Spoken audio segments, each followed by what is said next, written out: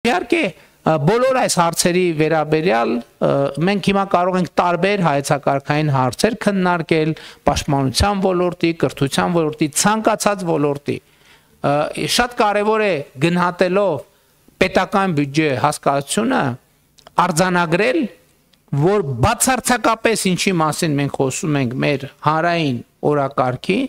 այդ բոլորը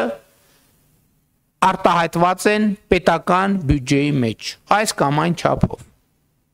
Այսինքն, երբ որ մենք խոսում ենք պետական բյուջեի մասին, պետական բյուջեն մեր հանրապետության ամբողջ կյանքը կազմակերպելու մասին է։ Հանրապետության կենսագործունեությունը ապահովելու մասին է, ներառյալ յուրաքանչյուր քաղաքացու կյանքը եւ կենսագործունեությունը ապահովելու մասին։ Բայց է շատ կարևոր է համարում, որ մենք ընդհանրապես մեր քաղաքացիների հետ շատ խոսենք պետական բյուջեի երևույթ, ինքներս իրար հետ շատ խոսենք, մենք բավարար չափով խոսում ենք, բայց էլի ավելի մանրամասն խոսելու տեղ միշտ էլ կա, բայց կարևոր է նաև մենք մեր քաղաքացիների հետ մանրամասն խոսենք, թե այնուամենայնիվ ինչ է եւ ինչպես է ձևավորվում պետական բյուջեն։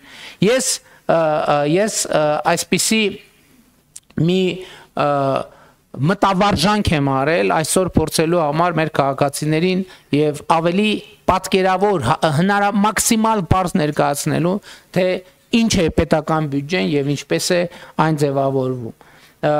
Իրականում կարծում եմ պետական բյուջեն լավագույն արտահայտությունն է իրական Հայաստանի այն գաղափարախոսության, որ Հայաստանն իմ տունն է, ժողովուրդն իմ ընտանիքն է։ Պետական բյուջեն ընդհանրապես այս հայեցակարգից բխող բան է, որովհետեւ պետական բյուջեն մեր համատեղ ընտանեկան բյուջեն է, Հայաստանի Հանրապետության ժողովրդի համատեղ ընտանեկան բյուջեն է, եթե մենք ելնում ենք այն կանխավարկածից, իսկ մենք ելնում ենք այն կանխավարկածից, որ ժողովուրդը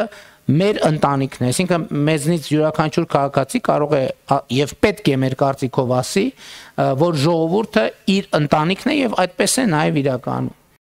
Չմոռանաք հավանել տեսանյութը եւ բաժանորդագրվել Civic AM-ի YouTube-յան էջին։